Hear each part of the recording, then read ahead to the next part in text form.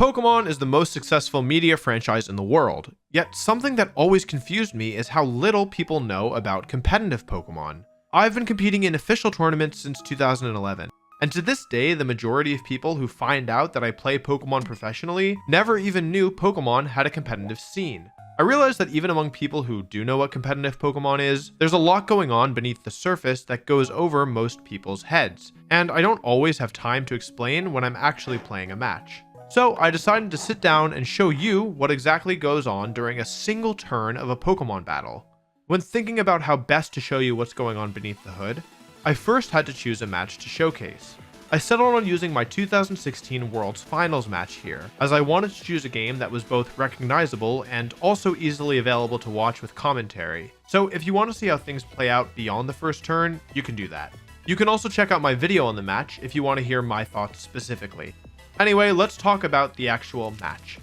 I'd played against my finals opponent the day before, during the last round of Swiss. I'd managed to win the set 2-0, but I wasn't confident I could do it again. Even though I'd won, the matches had been close and had required me to make a few correct reads, and I'd found myself in an uncomfortable guessing game on the first turn of the match. More than that, the finals of the World Championships are the only matches played on Sunday.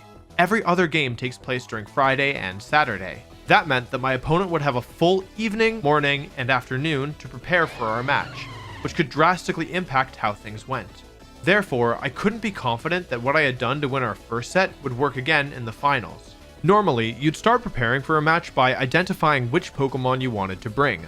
However, in this specific tournament, my team had only two modes. The mode you used versus Groudon Xerneas, and the mode you used versus everything else. Because my opponent did not have Xerneas, I knew I would be bringing some combination of Raichu, Kyogre, Hitmontop, and Rayquaza. I made a few assumptions going into the match. I felt strongly that my opponent would bring Kyogre, Groudon, and Mega Gengar, and then would choose one of either Bronzong or Manectric. I also felt strongly that he would lead Gengar and Kyogre, and have Groudon and the fourth Pokemon in the back. I knew I could win if I made the right calls, but I really didn't want to have to rely on predictions. In our first set, a lot of the crucial turns only had two outcomes, which made them feel like a real guessing game, and I didn't want to gamble the finals of the World Championships on a guess. On that same note, I didn't want to lose the World Championships to a miss or any other luck, so I favored moves that were safer over riskier moves in general. That's the reason why I opt to use Water Spout instead of Origin Pulse in a lot of the scenarios you're about to see. Thankfully, I also had an evening of prep time. What I'm about to show you is a rough recreation of the process I used to figure out what I was actually going to do during the match. It's also the process I use during nearly every major tournament, and I can do it quite quickly. Normally, most of what you're about to see happens inside my head during team preview, though obviously with more prep time, I'm able to go more in depth. Last thing before we jump into the scenarios, I'd like to say thank you to my good friend DeWobblefett for helping me get all this footage, and to my friend Marcus, who helped me prep the actual night before the match. I'd also ask you to consider subscribing. I really love making this kind of content, but it takes a really long time and a lot of effort. If I can justify doing more of it because people subscribe when I do, that would help me out a lot. With all that being said, let's take a look at the game. When I played my opponent the first time, I led with Raichu and Kyogre, while he led with Mega Gengar and Kyogre.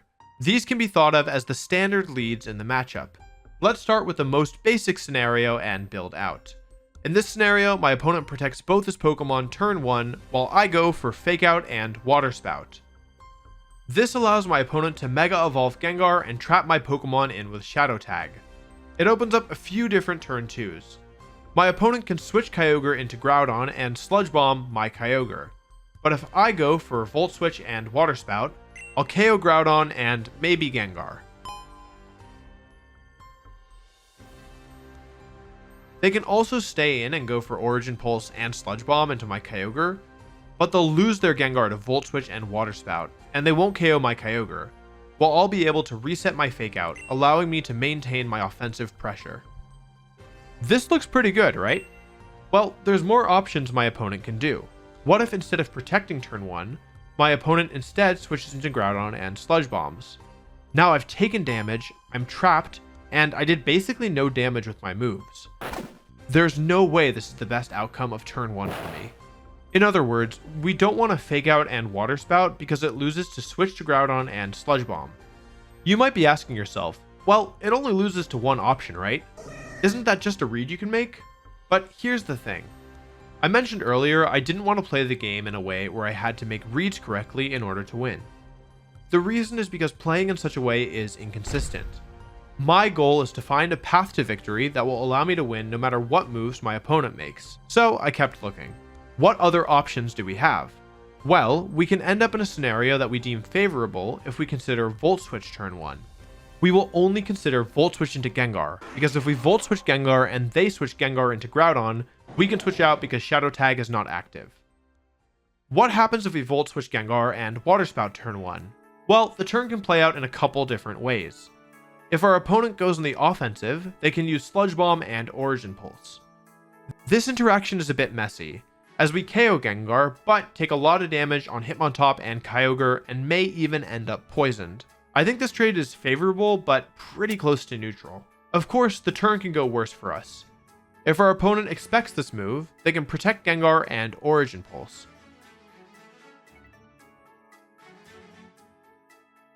This opens up a very rough turn 2 of switching into Groudon and Sludge Bombing Raichu, of which we have no counterplay.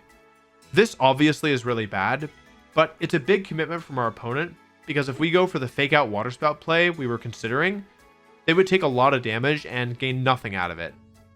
Of course, our opponent can switch in their Groudon turn 1. This would pretty much instantly win us the game, especially if Gengar gets KO'd.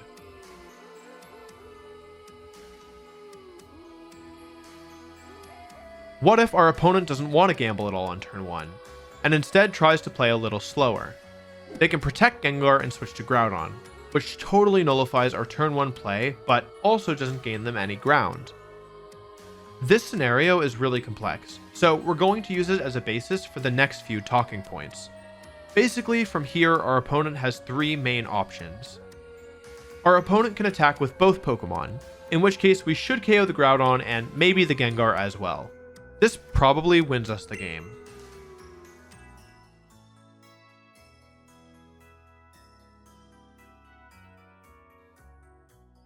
Groudon can protect while Gengar Sludge Bombs. This is also a positive trade for us, as we don't take that much damage and likely KO Gengar. The opponent also ends up extremely out of position. Looks pretty good, right? Well, here's where things get tricky. What if our opponent's final Pokemon is not Bronzong, like they had the first time we played, but instead non-Mega Manectric? Well, if they switch Gengar into Manectric, I can no longer Volt Switch into Rayquaza to turn off the sun. If I go for Volt Switch and Water Spout, I'll lose my Raichu, take tons of damage on Kyogre, and fail to do any damage in return. So Volt Switch and Water Spout is iffy against some of the Kyogre staying in options, and even can lose to the Groudon switching in option if they bring Manectric. This means that we can't use this option, as if the opponent makes certain plays, we'll probably lose. One way around the Groudon and Manectric scenario is to Volt Switch our own Kyogre turn 1. This basically ensures Groudon cannot switch in for free, as we can Volt Switch into Rayquaza even if Gengar protects. I used Volt Switch against my Kyogre during our first set to win a game. The best case scenario is we do this and Groudon switches in while Gengar protects. However, we aren't out of the woods yet, even if we get the turn right. This position is a little awkward, as Rayquaza is trapped on the field in front of Will-O-Wisp Gengar, and Kyogre is damaged. Also, we might miss Origin Pulse, which would be really bad. The turn plays out similarly if Gengar uses Sludge Bomb, but obviously it's worse for us. A poison and miss here would be game losing, but assuming we hit, it's probably still a favorable trade. If the opponent does not switch out, we're in a really bad position. Our Kyogre will have super low HP and may even get KO'd. Additionally, if we miss Origin Pulse or get poisoned, the game is probably lost immediately. This move is extremely dependent on the opponent switching in Groudon turn 1. If they make any other moves, we will be in a very bad position. Additionally, because we're Volt Switching, we need to use Origin Pulse instead of Water Spout, and therefore we also lose if we miss. In other words, this strategy is not consistent. We can make the same play, but instead of Volt Switching, we can just hard switch to Rayquaza. This is basically a way higher risk, higher reward version of the previous scenario. It covers switch to Groudon and protect better, but it's way worse against nearly everything else. What if we try to play a little slower with our strategy? Rather than trying to use big water moves turn 1, what if we instead focus on Raichu's support capabilities with Nuzzle? Let's go through the best case scenario first. If Raichu gets the Nuzzle onto Gengar, we're in a very good position, assuming we get hit by Origin Pulse. Our Raichu will have low HP and Kyogre full, and both our Pokemon will outspeed both of theirs. Thanks to Endeavor and Water Spout, we exert enormous pressure on the second turn. What happens if the Gengar protects and the Groudon switches in? Well, this is actually strictly worse than when this happened earlier, because Kyogre can no longer protect, and we didn't get fake out damage on the Groudon. This means that we lose to the same Manectric switch as before. This play has the same issues as some of the earlier ones, and while it's a bit safer defensively, by slowing the pace of the game down, we also eliminate some of the risk from our opponent because of Shadow Tag preventing my Pokemon from switching. So, what to do? I felt like I had thought about every possible viable move with the Raichu Kyogre lead, and I hadn't found a way to avoid risking the game on a prediction in the early turns. So, since I couldn't figure out a way to play the game I wanted with the Raichu Kyogre lead, I knew something had to change. Enter Rayquaza Kyogre. I knew I wanted to lead Kyogre, as that was one of my only ways to threaten Gengar, but I needed to figure out what to pair it with. I realized that one of the main things stopping me from beating my opponent's Gengar and getting out of the Shadow Tag trap was the threat of Groudon switching in turn 1. It occurred to me that I could lead Rayquaza with Kyogre instead of Raichu, and eliminate the path where Groudon switches in turn 1. This is not a lead I expected my opponent to consider. These were the only games throughout the entire tournament where I did this lead. Nevertheless, I thought it could work. The assumption here is that by leading Rayquaza Kyogre, my opponent would never switch in Groudon. If this was a bad assumption, I would be in a really bad spot. But let's take a look at why it would be super risky for my opponent to switch in Groudon by going through our scenarios again. There's 3 moves that Rayquaza can feasibly do here, other than switching out. Let's go through them. First, Rayquaza can protect while Kyogre uses Water Spout. If Groudon switches in, it'll get KO'd. Next, Rayquaza can Swords Dance while Kyogre Water Spouts. If Groudon switches in, it gets KO'd.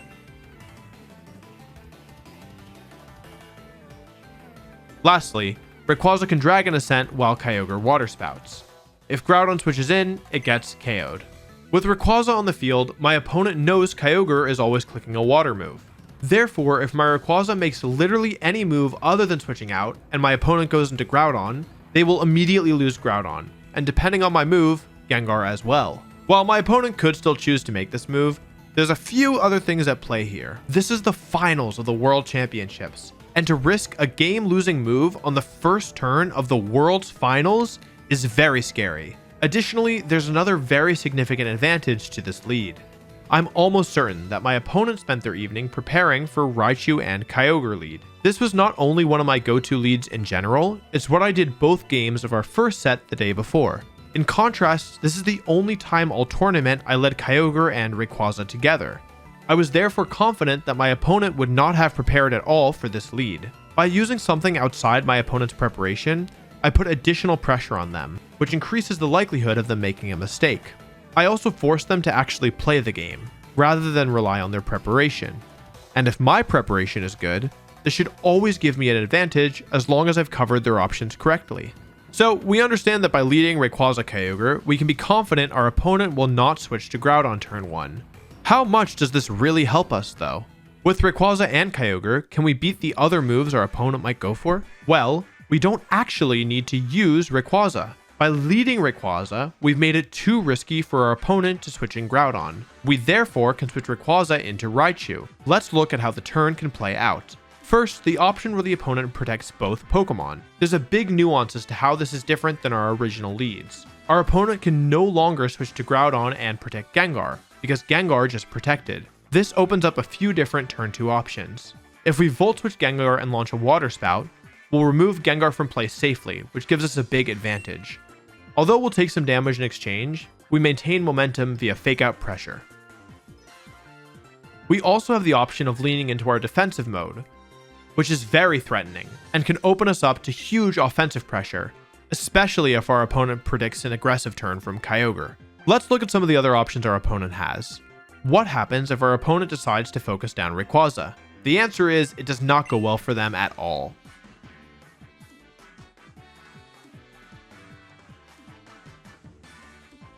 If Gengar focuses down Rayquaza while Kyogre Origin pulses, we take the opposing Mega Gengar and get low HP Raichu threatening Endeavor. This allows us so much offensive momentum. What happens if Gengar protects while Kyogre Origin pulses?